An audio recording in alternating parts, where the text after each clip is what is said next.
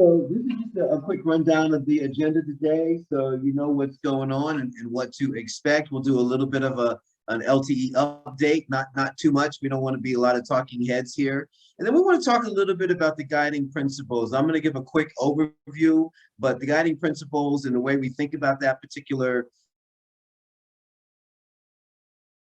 it's a philosophy that we'd like to really infuse throughout the academic and spaces, departments, and academic support spaces about how we'd like to think about LTE.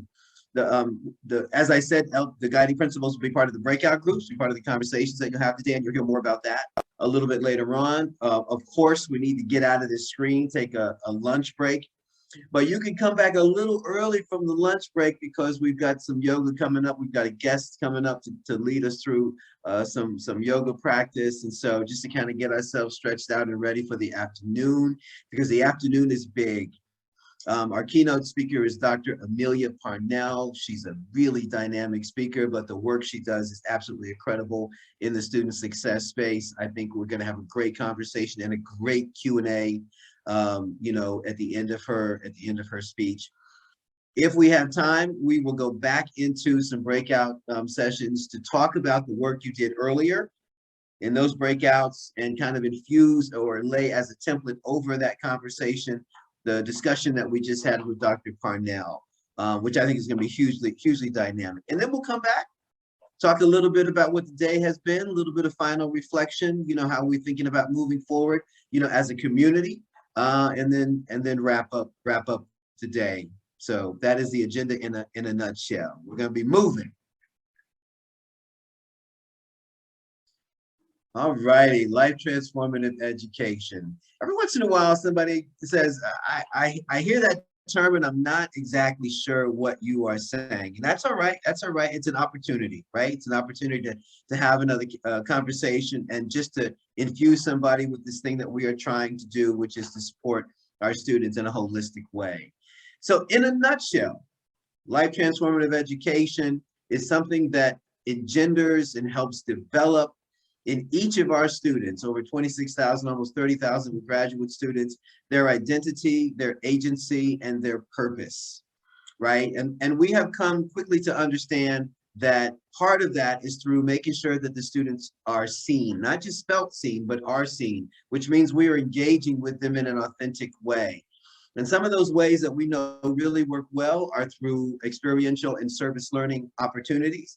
And we certainly know that advising and mentoring really bring us in direct contact with students. And that's where we have an opportunity to learn about their passions, what they want to do in life, not just in the workspace, where we certainly want to support them, but as citizens of the world, as global citizens, who they want to be as people out in the world. That is LTE in a nutshell, right? Supporting students, the development of identity, agency, and purpose.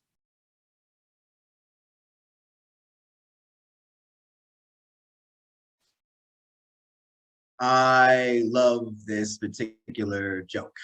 And I feel right off the bat, I felt right off the bat when I started working in this space, coming into the provost's office, and they said LTE is in your portfolio. I thought, my goodness, how do I even begin to wrap my head around what that means and how we make this happen across the entirety of our university? And I immediately thought about this joke, which I have always thought was funny, but absolutely necessary in some of the ways we think about the work that we do in academia. And all this is to say that we would love to make LTE the water that we swim in. As we think about creating courses, as we think about creating study abroad, as we think about creating internships, as we think about just the conversations that we're having with students when we pass them on the campus or pass them in the hallway, and we want to know how they're really doing, and how they're navigating this space that we're in the pandemic, and on the backside, hopefully on the backside of the pandemic, that all of that is part of this water that we swim in, that is to engage students in a holistic way and to create transformative moments so that they all have an opportunity to just be different people when they walk out of the university. Can LTE be the water that we swim in? I think it can. We'll get there. All right.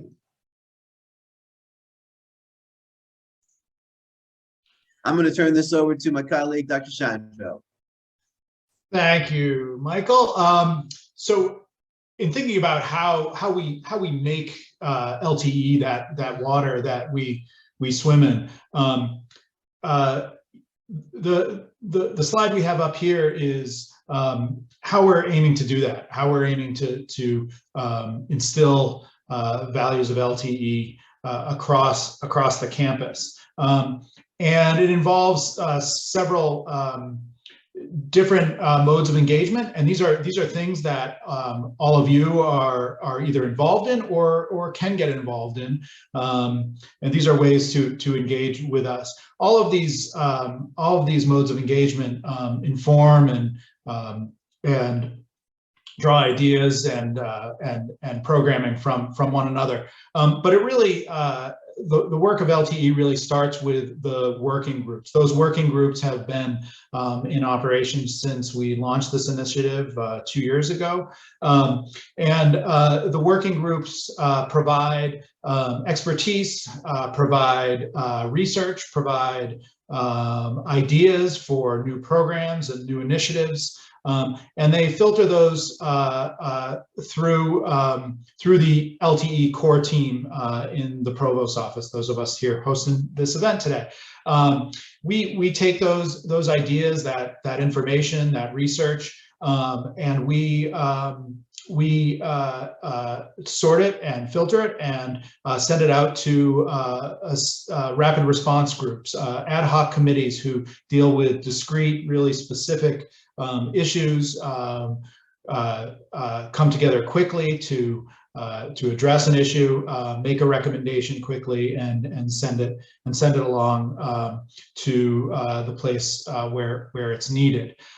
We're also organizing a set of design sprints with our friends at the Design Gym.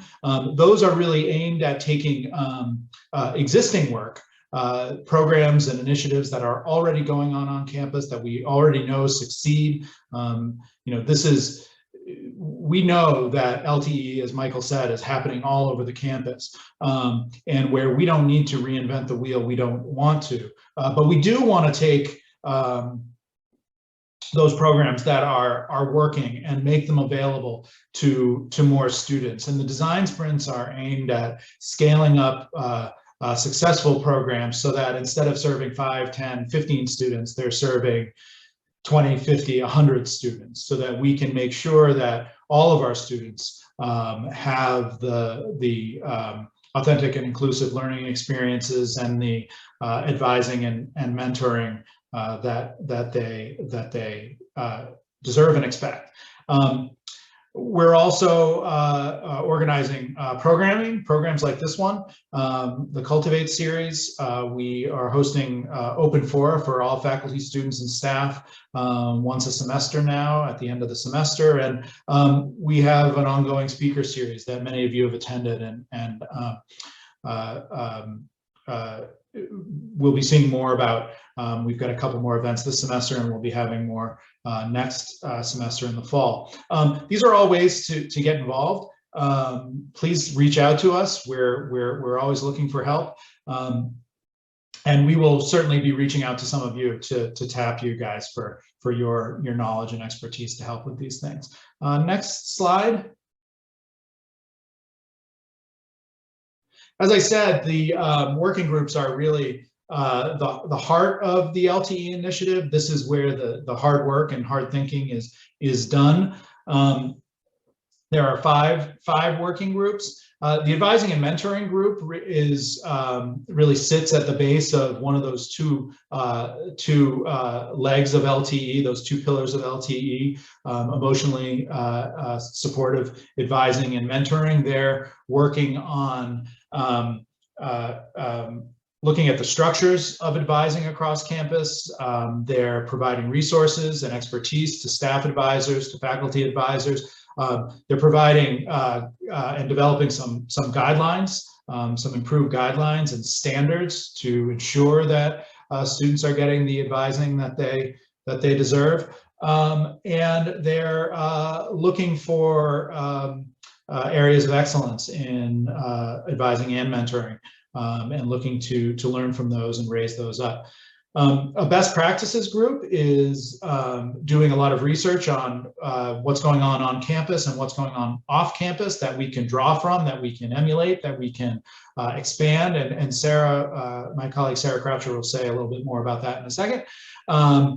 Authentic and inclusive learning, again, that's one of those two pillars of LTE. On the one hand, we've got supportive advising and mentoring, and on the other, we have inclusive learning experiences. And that group is really focused on expanding those authentic and inclusive experiential learning and service learning experiences to every single student at UConn, particularly those students of color who may be, for one reason or another, either excluded or unaware of or unable to take advantage of some of the great opportunities that some of our other students are. We're really focused on inclusion in those experiencing and making sure we've scaled those opportunities enough so that they're available to everyone. An assessment group is working hand in hand with those groups, particularly the best practice group, to tell us what we're doing well and what we're falling down on, so that we can be continually improving our work. And then a communications group is working to plan these events, to make sure the campus is informed of what we're doing, and to generally get the word out about LTE. These groups are the membership. Some people have been involved since the beginning. Other people have rotated on and off. If you'd like to be interested or involved in one of these groups, please do let us know. And with that, I'll turn it over to Sarah.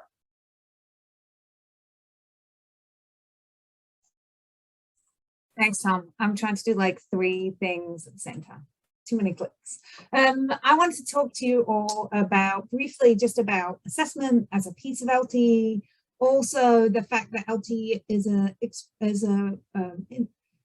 initiative that is deeply engaged in trying to think about data, to understand where we are now in relation to the things that we want to do, and then to think about where we want to get to. So some data that we will work with to assess how effective LTE is will emerge out of specific programming. But at the top level, one of the things that we're really leaning into is the undergraduate student experience in the Research University survey. This was administered for the first time last spring. Soon it will be opening up in a few weeks again for students. We're hoping to get a strong participation rate.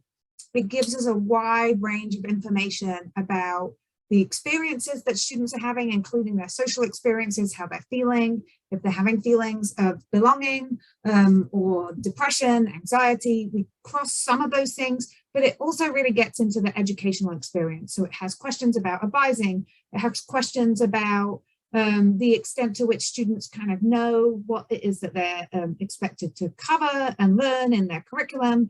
And it also has questions that touch on how much experiential learning students may have had the opportunity to engage in, or how they might have got to the opportunity to engage in kind of higher level types of educational experiences where they're creating or researching or really getting beyond just kind of taking information in and regurgitating it. We have an amazing assessment working group who are really the data crunchers. So that is co-chaired by Professor Tamika LaSalle and then Lauren Jorgensen in institutional research. They have been supported by 2 fantastic GAs, Gina Norman and Michael Lee. This slide and the next slide are just kind of sneak peeks from a draft report that Gina and Michael have been working on in pulling out some of the serial data from last year. I think the key thing here is we really want to know what's our baseline now around key areas that we think are important to LTE, and then how we're going to track those over time and how we're going to disaggregate the data so that we really understand some of those DEI elements about the different types of students that we're reaching, in order to especially help us focus our efforts and think about the programming that we need. So this is a really just a top level one that I pulled out where you can see 3 different questions. This was taken in spring 2021, so it was really in a year where student experiences were deeply impacted by the pandemic. You can see that the overall academic experience ranks the most positive around this question, so high levels of positivity here, but some serious some serious dissatisfaction as well in that overall academic experience. The social experience, right, drops way down. These were students, many of whom have been learning remotely, at least in significant part. And then the value of your education for the price you're paying really drops down even further, right? So some things here that we can see that obviously are immediately just a concern that we want to think about in the aggregate. But when we break that down, we can start to then see how some of these issues are impacting different demographics, different identities. And so here, just some breakdown on these questions. We can see that on the social experience, Gina and Michael pulled out the fact that there's an inverse correlation between social class and satisfaction. So low income or poor students responded that they were somewhat dissatisfied or very dissatisfied at much higher rates than students from wealthy backgrounds. On the value of the education for the price you're paying, interestingly, we have a kind of spread of how students are responding, with two ends of the spectrum both saying that they were more dissatisfied, which were students from lower income backgrounds and those from wealthier backgrounds. So really interesting trends in there. And then on the overall academic experience, students with disabilities, perhaps unsurprisingly, but disappointingly, right, were indicating that they were dissatisfied with that at a much higher level. So this is just a kind of peek in at the work that we're starting to do centrally, but also to flag out that we really want to think about what is going on, what's the information we can use to look at that, and how do we keep trying to disaggregate that data and understand how different student demographics and identities are experiencing UConn, what we need to do to make sure that we really get this out to all students.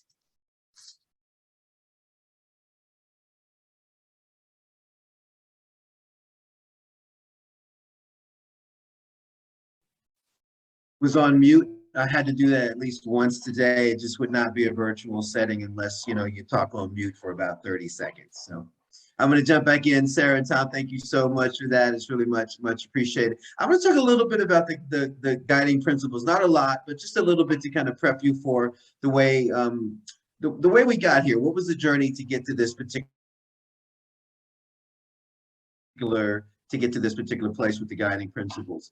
I will say that we knew at the beginning of this process almost 3 years ago, that we were already engaged in a lot of work that is definitely transformative in the lives of our students, whether it's academic or just in their personal lives as people, as human beings, you know, in our midst.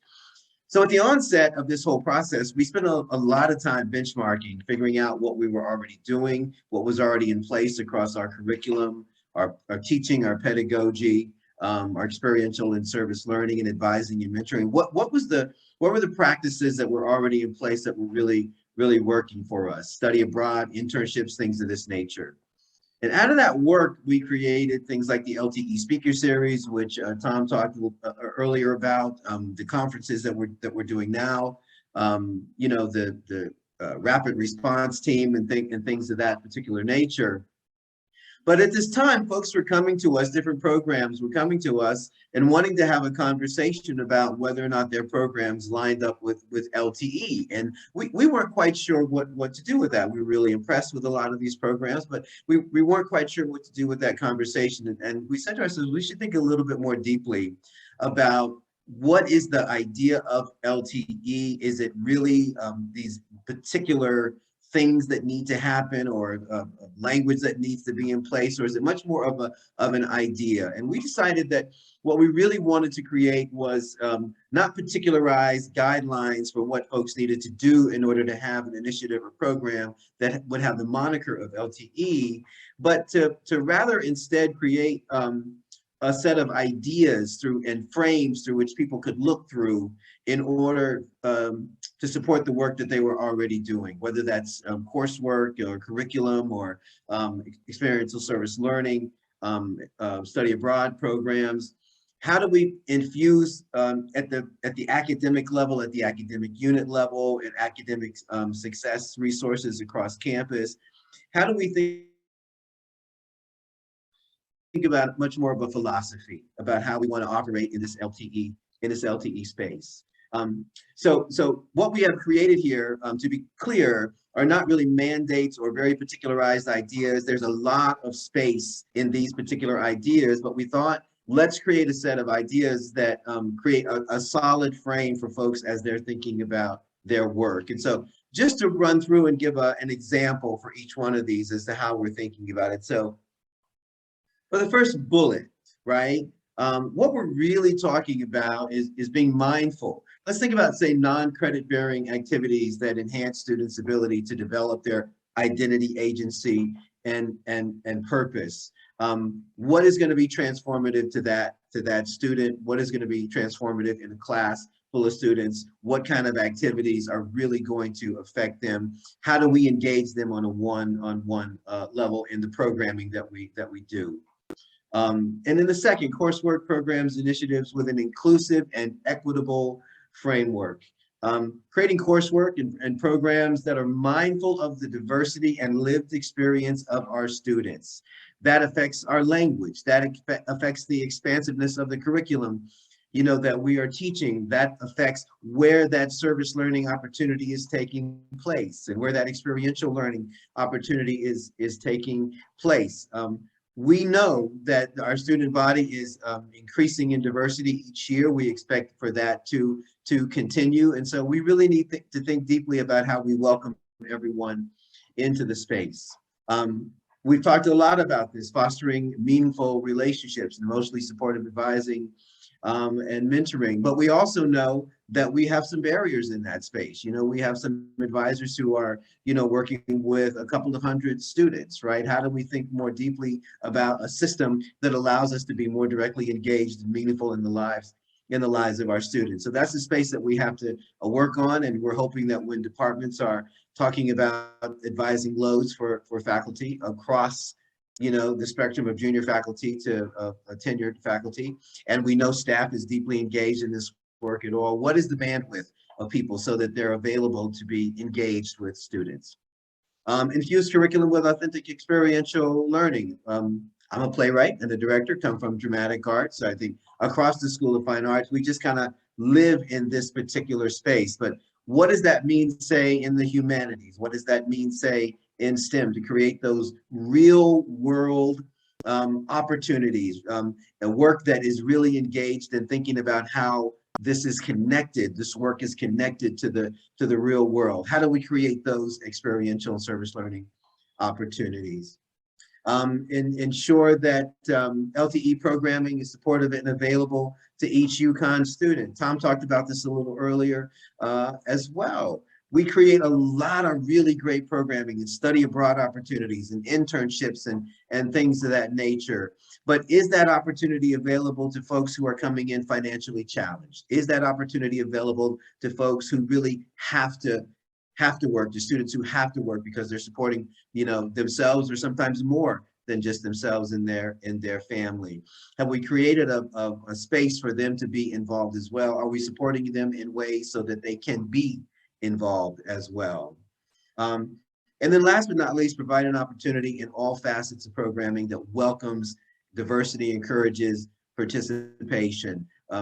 Recently, I was working with another faculty member, and she sent me a syllabus, and her diversity statement and her land grant statement and her students with disability support, the ways that she supported those particular students, it blew my mind, the level of empathy and decency and respect for students in that space. And I couldn't think of language that was more welcoming. So how do we create that environment, right? What's the language that we use in that environment to say to folks, we appreciate, respect, and center your lived experience, and the fact that you are here and we want you to be engaged. So those are just some ideas around the guiding principles that we'll be talking about when we get into the breakout rooms as it concerns outcomes. And I'm looking forward to the conversation.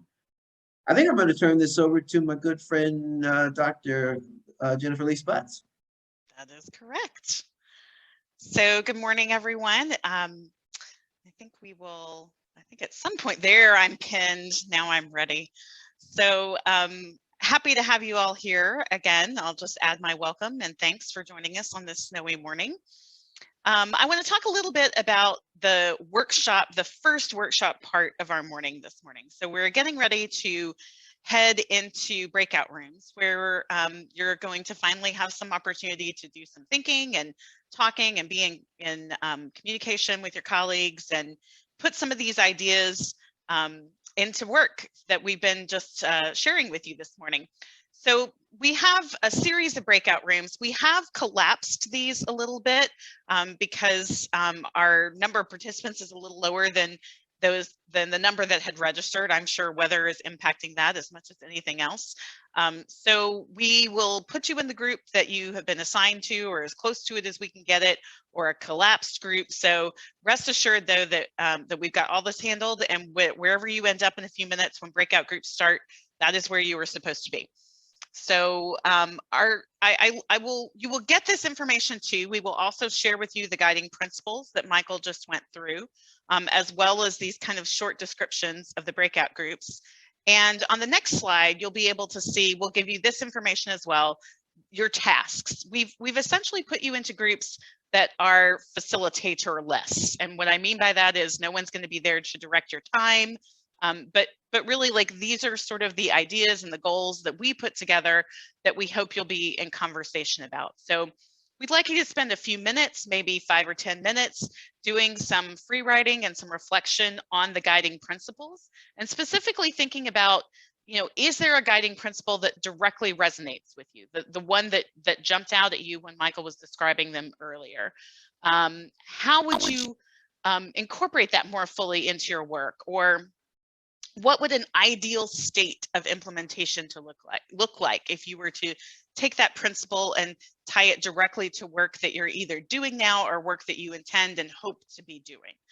And one thing that we were really hoping for today is that you would allow yourself the sort of free space and creativity and idea generation to think about this as possibilities without barriers. And what I mean by that is, I know it's really easy for all of us to, when we're starting churning ideas, to get to that point where you think, oh, but this, but that, what about this? There's no money, there's no time.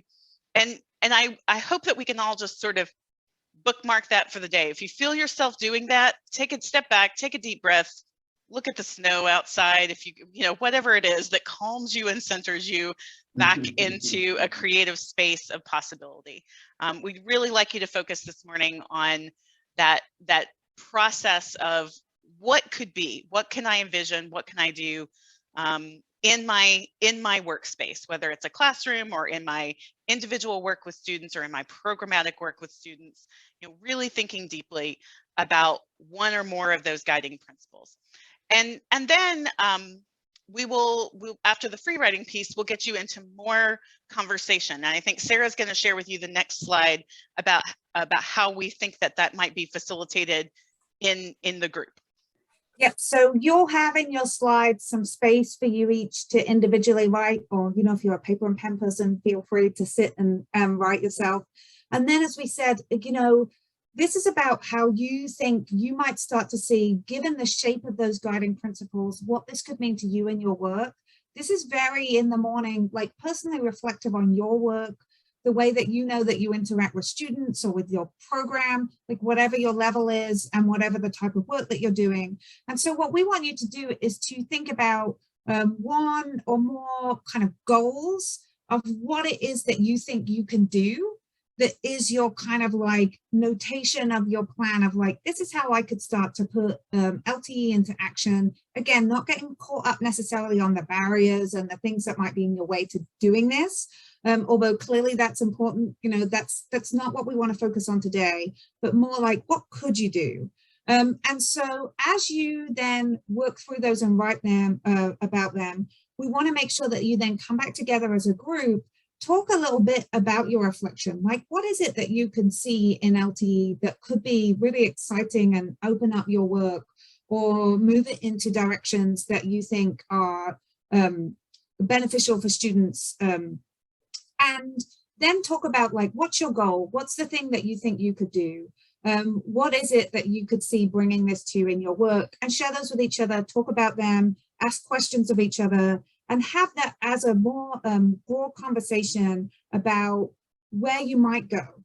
When you come back in the afternoon, we're going to move that more into hopefully having enough time to turn that a little more maybe into some potential outcomes for the areas that you're grouped by. But the morning is really about like you, your work, sharing that out, chatting about it, talking about the guiding principles and reflecting on those. From the breakout rooms, just as a little technical thing, if you have questions, we're going to have a kind of ask an expert, right? So just chat back to the main room and we'll pop one of us out to come and ask those questions. But once you get to 12:30, you should break for lunch. We want to make sure that you get enough time to like eat some food, take a break. And then at 12:50, the yoga will begin. If you want to come back for that, bring your pets, bring your kids. My first grader is very excited about our yoga. She's preparing her outfit. And then at 1 o'clock, our keynote will begin with Dr. Parnell. So, so just to make sure that you're aware of those times, they're also in there, and we'll, send out a note. And the main room will be open throughout lunch. So it's up to you whether you would rather like leave Zoom or just kind of leave it on and turn your camera off and mute while you're gone. So that's our kind of general stuff. I'm just going to check the chat or raised hands for any last questions. And other than that, please let us know if there's any questions, because we are about to lunch 12:30, yoga 12:50, 10 minutes before 1 p.m. So lunch and then yoga 20 minutes after that. I know I'm sometimes the way I talk about time in my British way is not the way Americans talk about it. And even 15 years in, naturalized as American, I still am never sure if I'm like interpolating correctly. Any other questions?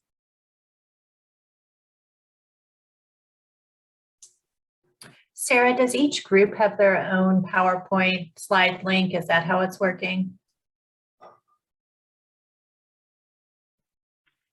No, there is one slide link, but there is, so you should create your own for your group and use that. But there's one deck that you all can use. And then if you just copy from that would be, yeah. we It's all the same deck.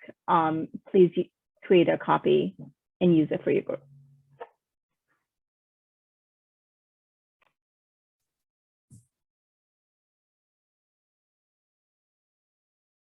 Any other questions? And if you need help making a copy, just chat to us and we'll do that for you and send you a link. And the link has already been added to the chat section, and I can continuously add that.